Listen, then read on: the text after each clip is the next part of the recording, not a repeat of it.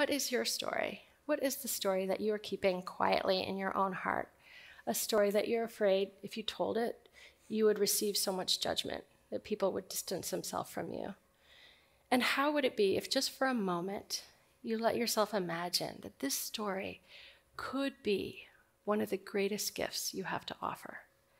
That just possibly this wound that you've carried so painfully alone inside yourself could be the very thing that you have to offer other people that will welcome them out of their own lonely isolation.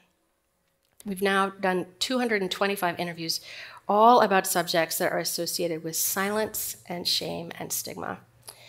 And it's been such an honor for me to talk to that many people about subjects that they keep quiet. It takes so much courage to speak a story that's been really silent.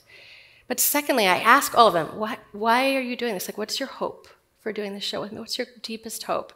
And they all say the same thing, essentially, which is that my hope is that someone else could benefit from my struggle. This was so painful. If telling my story will help one other person, I'll do it. So I've come to understand that making ourselves vulnerable in this way is an act of generosity. But lastly, when we tell these kinds of stories, it begins to change the culture. One story is like someone opening that door, and then other people's voices can come through that door, and it becomes safer and safer for more and more people to live.